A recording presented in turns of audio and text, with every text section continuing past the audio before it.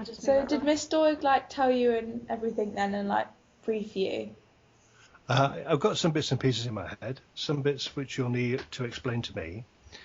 But I mean, basically, you just shoot me some questions, and we'll just see where this thing takes us. Yeah. Okay. So this is definitely recorded. Yes. Yeah. It might be an idea if you tell me what you think this whole project is about. What is it you think you have to do? What do you mean, If you just explain to me then what you think this project is all about. What is it?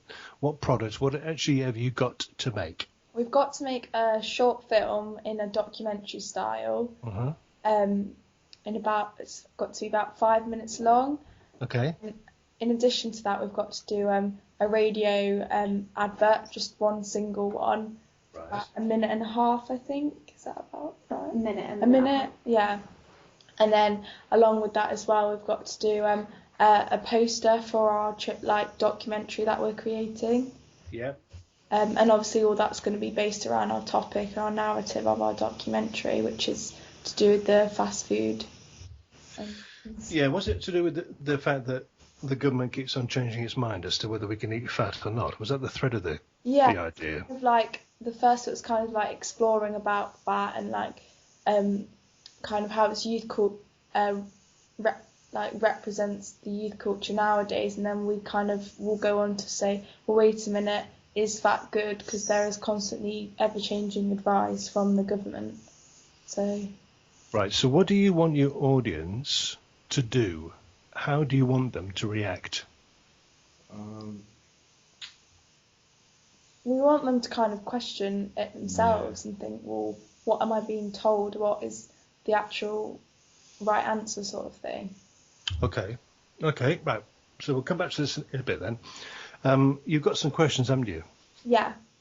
Do you want to, just to help this conversation along then, just to get the old brains in sync, do you want to just go through some of your questions? Fine. Well, the first question is, what is your relationship to advertising specifically, which relates to radio?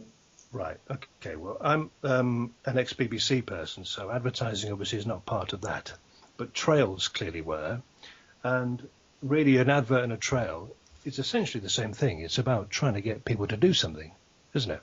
Yeah. So a trail is about getting them to watch or to listen, and an advert is about trying to sell them something. So the premise is exactly the same. It's about trying to get your audience to do something that they hadn't necessarily thought about or planned on doing. So that it's the same thing but different. Clearly one is paid for and one is just, it isn't, and it's merely a trail, a taster for the program to get people to listen to the thing. Yeah. But the kind of advert that you're talking about, of course, is a cross between the two, isn't it? Because you've got a telly program and you want people to watch it. Yeah.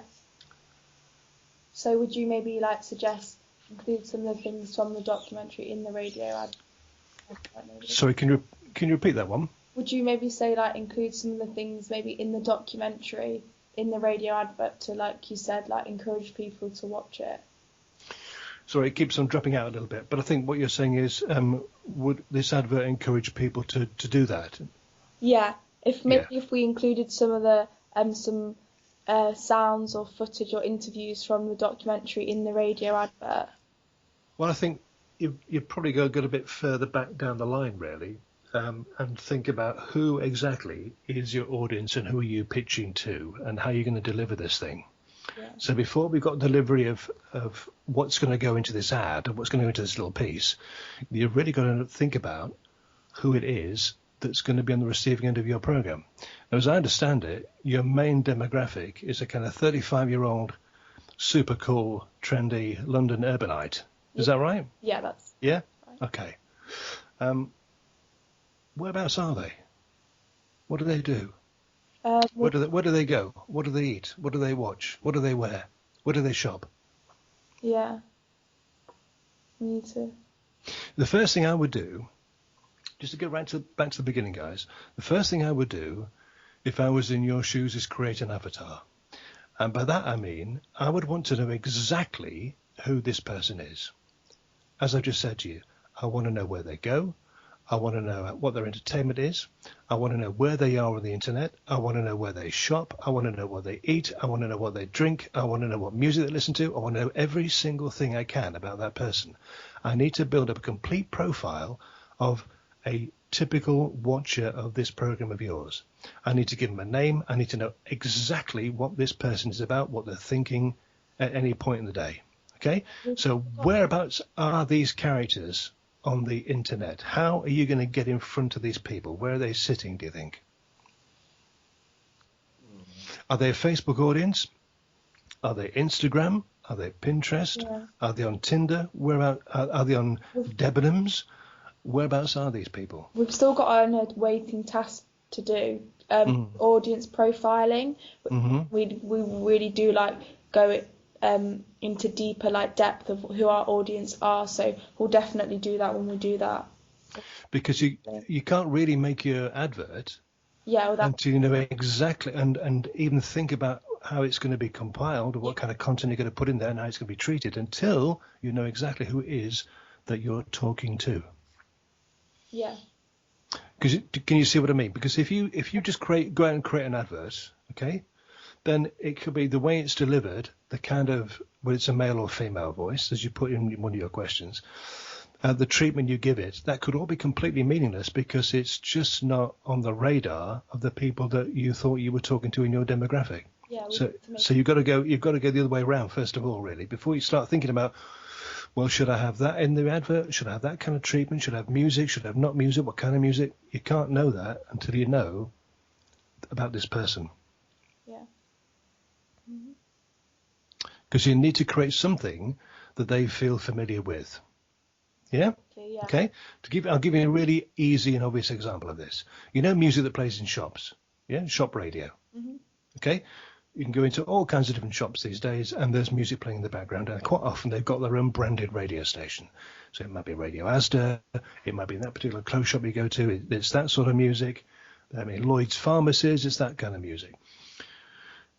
Now, although it's been discussed quite recently in the media, if you went into somewhere like Asda, they're toying with the idea of kicking it out in some stores, but if you went into Asda during the daytime, for example, it would be chart music.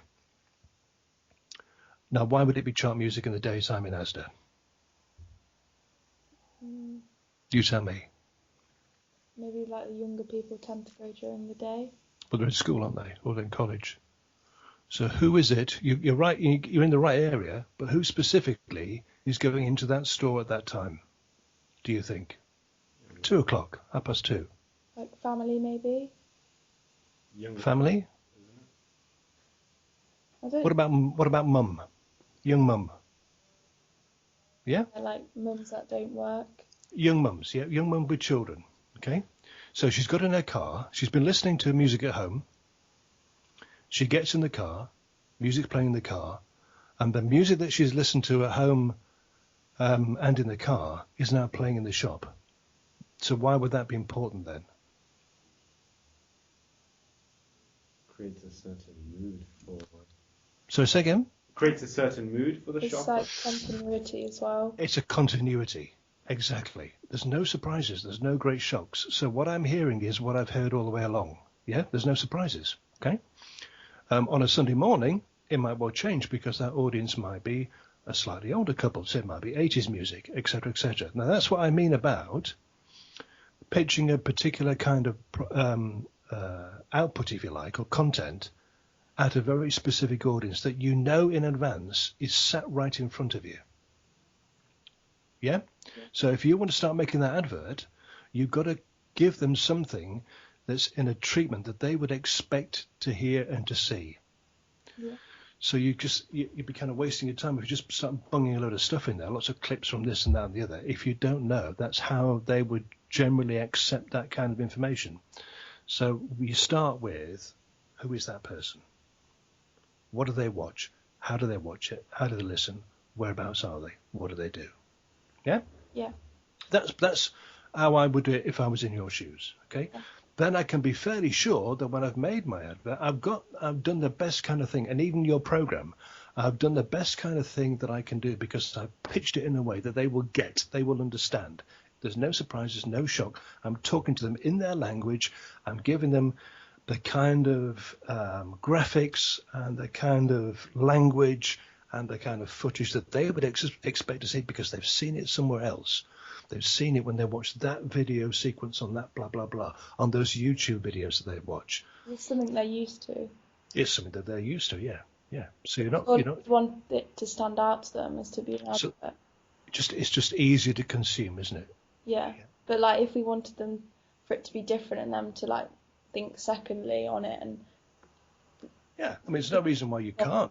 No reason why you can't make them jump and give them something different. But you've got to get in the door to start with. Otherwise, why would they want to listen? Yeah. Why would they want to watch? Okay. Okay? Yeah. Should we go on to the second question? The second one is, what would you say is the function of radio adverts? Well, it's to sell stuff, isn't it? How long would you say they should be then, about approximately? Well, a radio advert, I mean, you're saying about, like, I heard you say a minute ago, Miss Doig said to me earlier on about a minute and a half. Well, a minute and a half is a fantastically long time. Yeah. I mean, if you think of radio ads in basically 15-second chunks. Yeah, so maybe like just under a minute then. Well, if you want to get on a clock and you time 30 seconds, you see how long 30 seconds is. Yeah, it is. Okay?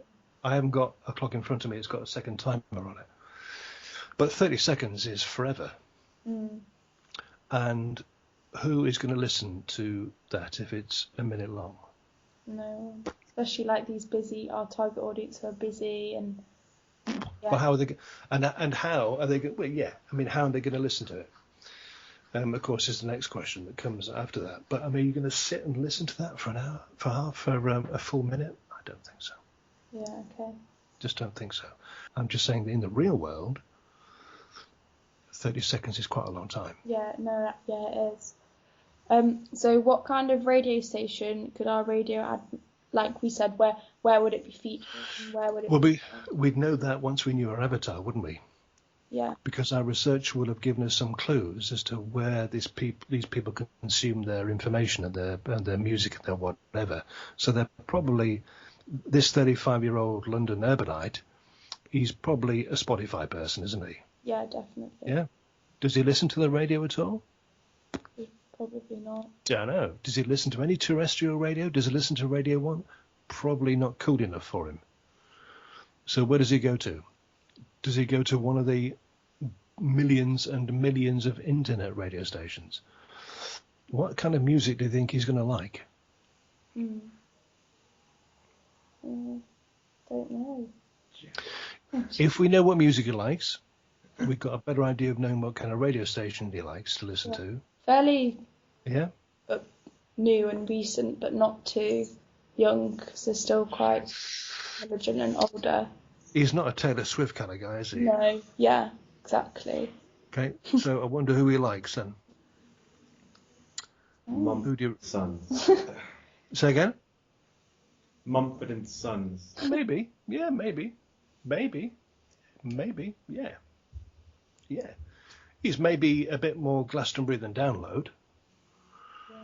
Yeah. He's definitely not Leeds and Reading, is he? No. No.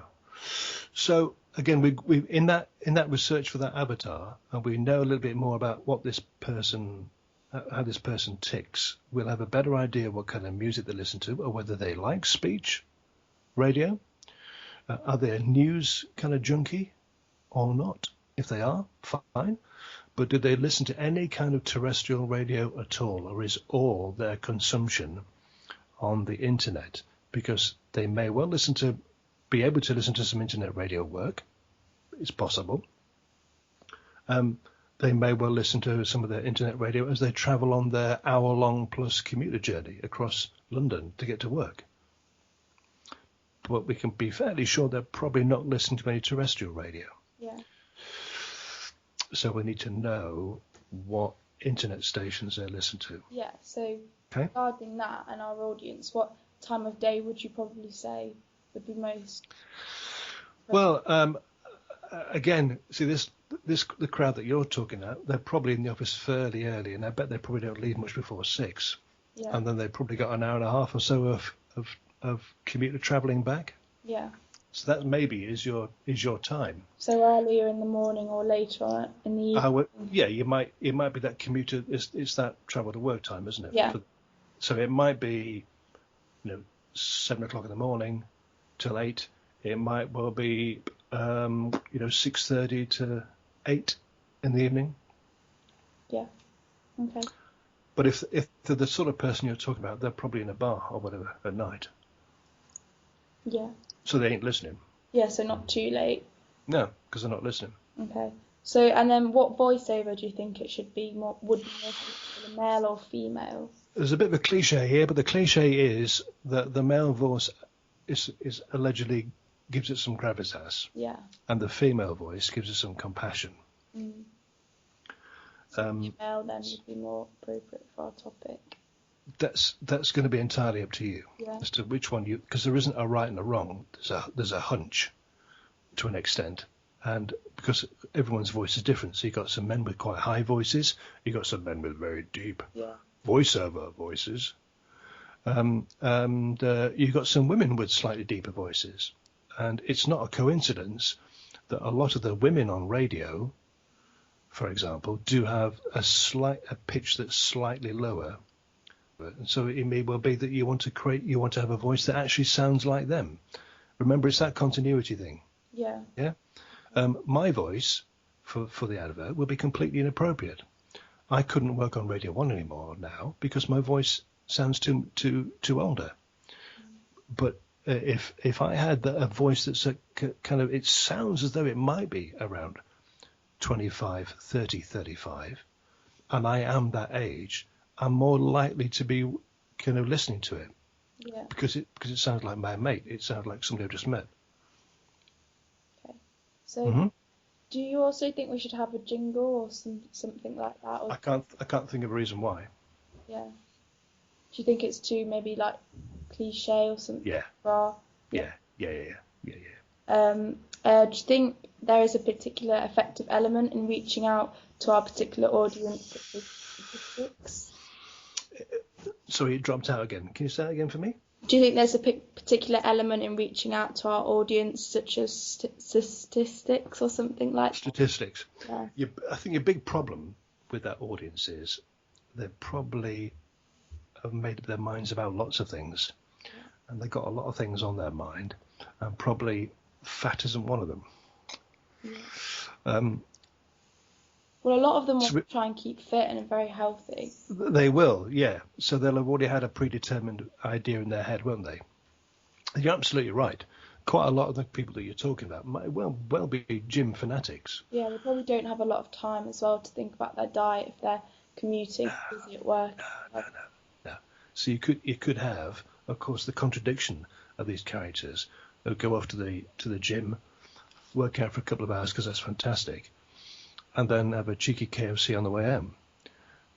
There may well be a contradiction there in their particular lifestyle because that's the way their lifestyle works. It may well be, actually, they're not that at all. Actually, they're very image conscious. And we know that young men are much more image conscious than they ever have been before. Yeah. We know there's a whole shed load of products out there, facial products, hair care products that didn't exist 5 years ago, certainly 10 years ago for men. So the kind of young 35-year-old urbanite you're talking about is almost certainly going to be far more conscious of their physicality than ever before. Yeah. So yeah, they might well be, but they might of course have that predetermined idea. Anyway, look, fat, bad news, dangerous, don't want to go anywhere near it, not interested. So in that sense, they're not necessarily open-minded to your program anyway. Okay. They're not open-minded to a discussion anyway, because they've already got a very fixed idea where they sit. So there's no point in me watching it. Yeah. What sort of paying any attention because I've already got it in my head. Yeah. What sort of style would you think a sort of tone that would suit our overall campaign? What tone? Yeah, or style. In terms of the teleprogramming, the actual video.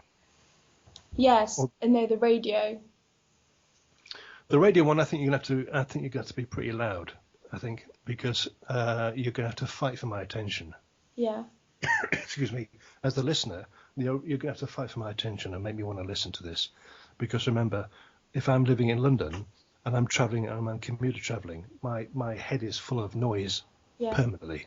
Would you say that's Okay. kind of what makes a good advert then? Just catch. I think, well, again, it's that person, and how can we talk to that person, and how can we make them just stop for 30 seconds and take an interest in what we're trying to say. And we're fighting against a physical background around them of an awful lot of noise, a noise of however they're travelling, a noise of other people talking. We've got to cut through that and get to their ears. Yeah. Yeah. So I would have thought, and there's nothing scientific about this. This is just a hunch. I would have thought your ad wants to be fairly punchy, fairly snappy. Click, bang, bang, bang. Another clip, another piece, another something. Keep going, keep going, keep going. And it's like fast editing on a video. Like the old-fashioned pop music videos where they would really slice and chop it about every few seconds, and not let anybody concentrate on anything. What's happening next? What's happening next? What's happening next? Yeah. If it was me, I would do that ad. It's very punchy and very, very quick. Really? So we haven't got time for 10, 12-second clips of somebody speaking. It's like 4 seconds gone. Yeah. 5 seconds gone. The only thing with that is, though, would that run the risk of being, if the documentary wasn't as quick and as jumpy as that, would that kind of differentiate itself from it and not really gel well together? It's a perfectly fair point to make. Yeah. You might well be getting them to watch something that isn't the same kind of tone as the ad that you're just creating. I get that, and I think it's a perfectly fair point to make. The problem is that we've got to get them to want to watch it in the first place. Yeah, exactly. Yeah. Okay. I guess So it's balance. if it was me arguing the case on your behalf, I would say, well, look, we got. If I give them a 20-second clip of somebody talking about fat, isn't it fantastic, followed by another 20-second clip of somebody saying, no, fat's dangerous, don't go anywhere near it, I haven't even begun to listen. My ears have not even gone in your direction. Yeah. Okay. But your actual video bit, your actual program part, again, of course, can be based on what kind of programs do they watch. Are they terrestrial TV watchers? Maybe not. Do you think? Do they watch everything on demand? Yeah. Do you think? Probably. It's a good idea if we could try and find or contact like our avatar or our perfect like target audience and just talk to them and see what things that we question, like what they eat, what music they listen Well, to. if I was in your shoes, what I would do is create a Facebook page, and I would then, if I had any budget at all in the real world, I'd then start to pay to have some posts boosted. And then I get in the Power Editor and I start making some ads. But I boost some posts to start with, and I very, very specifically target that audience that you're trying to get to. Yeah. Okay?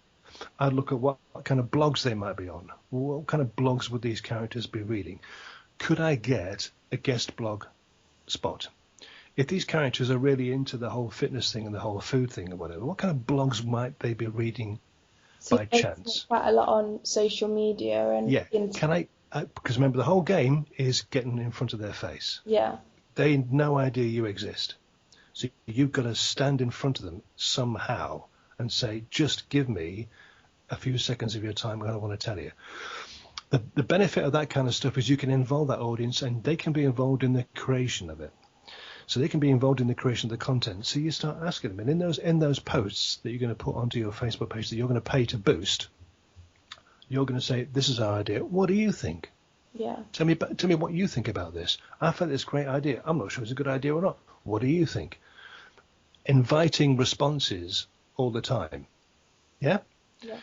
Again, of course, you can go into SurveyMonkey, you can create surveys, and you can put surveys into wherever you like. You might even want to put just a one-page website. And again, the whole premise of that is to drive traffic to a survey, that is on that single one-page website. So whether it's in Twitter, and again, you find the influencers. Who influences these people? Who do these people look up to? But it is about involving them, getting them. Because if you've taken part, if you've answered a survey, if you've retweeted or you're taking part in a Twitter conversation and so on, you feel more involved. You've got ownership of that idea. So these people are making this program. I'm part of their team now. I feel part of what's going on here because I've got room to influence this conversation. Yeah. And sometimes what can happen, of course, is the original idea gets completely bent and twisted and heads off in a slightly different direction, which you hadn't anticipated. And to me, in production terms, that's happened to me, I can't tell you how many times. Yeah. I've started out with an idea in production. The very last program I did on the radio, I had a very clear idea what it was going to sound like. The program ended up being completely different. Yeah. Because I involved the audience. I hadn't thought about it. I hadn't considered some of the things that they wanted to talk about. They told me what they wanted, then they listened. Yeah, we think we're going to do a couple of focus groups and questionnaires and online surveys and things. Yeah. For us as well. So, yeah. Do you have any advice then, or overall tips or anything? The biggest one is listen to the audience. Yeah. That's absolutely fundamental. The game has changed completely. The days of just being able to make a program on the telly or make a program on the radio and bung it in front of people and say, there you are, watch it, gone. Gone, and it will never come back again. Yeah. So, the only way it works now really is you getting in front of your audience and understanding exactly what it is they are prepared to take part, and occasionally surprise them. And there are surprises that crop up, of course, all over the place. A poster is a good idea. Nowadays, probably not, because not many people use advertising through posters. It's mainly online. But where are you going to put it? You know, where if you create a poster, where's it going to go? Who's going to look at it? I haven't got a clue. The best thing I could think of when Mr. was talking about his project to start with, really, is on public transport. Yeah, that's true. On trains. But that's a shed load of cash. I mean, that's, flipping heck. Yeah. You start advertising across London for transport, bloody hell. That's going to, some serious pounds going out of your budget there to do that. But I can't think of another place of where to put it. The advantage is, of course, you've got a captive audience because they're either sat on that bus and they're looking at that advert because it's right in front of them, or they're they're waiting for a tube and it's right in front of them because it's on the platform. Yeah. But generally speaking, I mean, posters are a bit of a nightmare because of the time, our attention span. People who design posters for cinema, the posters that you see outside a cinema as you're walking past, they will know that they've got about 4, maybe 5 seconds of your time. And in that time, you've got to work out what the genre is. You've got to work out who's in it. You've got to work out what the story might be. You've got to work out, do I want to go and see it in that 4 or 5 seconds? And if you can't do that, it's been a complete waste of time. Yeah. So there are lots of tricks, aren't there? Yeah. What kind of tricks would you expect to see on a rom-com poster, for example?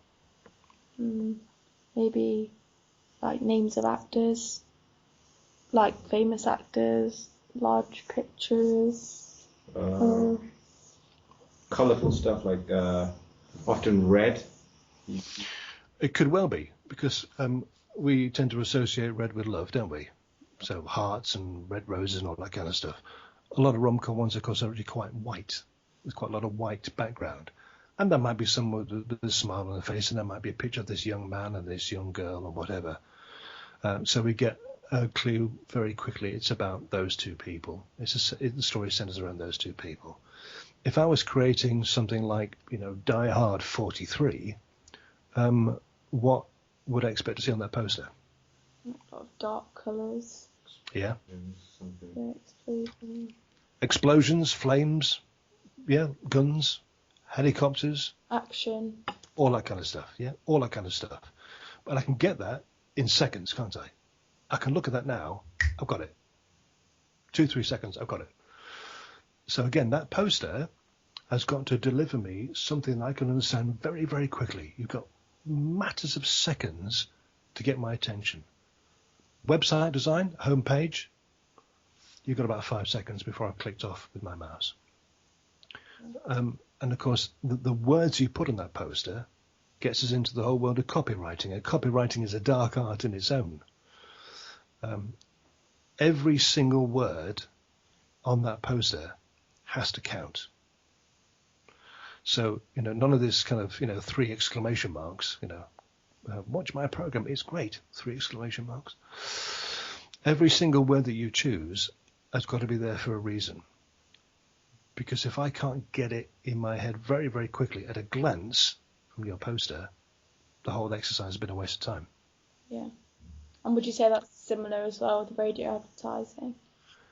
It is, for the reasons that we said earlier on. It's that instant grab, isn't it? It's that instant, just give me a second.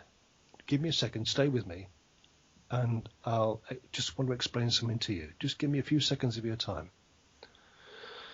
So that when that radio advert starts, if you haven't got me in the first 3 or 4 seconds, I've probably mentally switched off. I haven't switched off, but mentally I've gone somewhere else. I'm not listening. Yeah. I'm waiting for the next tune. I'm waiting for something else. I'm not listening to what you're doing. So yeah, you've got to, you'll have to get me fairly quickly. Mm-hmm. Otherwise, I ain't going to listen. Okay. I think that's about it. We'll run out of all the questions. So. Okay. Whose idea was it? This fat thing? Was it dreamt of? Kind of. By you guys, or was that an exam board job? Miss Doig, we kind of was struggling on an idea. Miss Doig was like, what are we all interested in, and what are kind of like, what's like current nowadays to us, and yeah, popular, and so we kind of thought of things like music and like health, food, and things like that, and we kind of had a brainstorm, and then we like came to this conclusion, really. But the problem with all media stuff at any time is, and that whole Gogglebox thing I just talked about is a perfect example of that, it's all subjective. Yeah, exactly. You can talk to half a dozen people and you might get a consensus, but you might not, and everybody will be convinced that they're right. It ain't an exact science. You just try to do the best you can and build up your experience in production and hope that you kind of get the plot, really. Mm. It's going to be a very interesting project to work on. There's nothing wrong with the premise of the program, but I think the target audience is probably a bit adrift. And you're going to have to know an awful lot about that person. Why do you think the audience is wrong? Or? I just think the audience has already made up its mind, and I think that kind of 35-year-old audience that you're talking about is pretty determined in its own thinking, really. We do have a secondary audience of like 16. Yeah, what was your secondary audience? Was like 16-year-olds, isn't it? 16 to 19-year-olds? Yeah, like teenagers, really. And where would they get to see this program then? Like YouTube, maybe. Yeah. On the internet blog. Yeah. Sure. Yeah, YouTube would be clearly the obvious vehicle for it, wouldn't it? Yeah. For that audience. The biggest problem with that is there any connection at all in the thinking of a 16-year-old lad compared with the 35-year-old who is living in London and has been career focused, which is why they are living in London, and they're thinking perhaps it may be about time to settle down a little bit and actually have a proper relationship. I've been on Tinder for a while and I've met a few girls, and maybe time is right now to get onto a proper relationship. Is that the same kind of thinking as goes in the heads of a 16-year-old lad?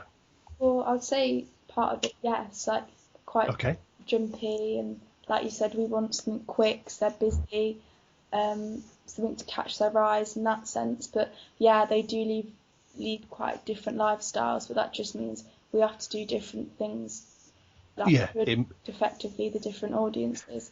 I think it may well be that actually when it came to the editing, in other words, the content was pretty much the same. Yeah.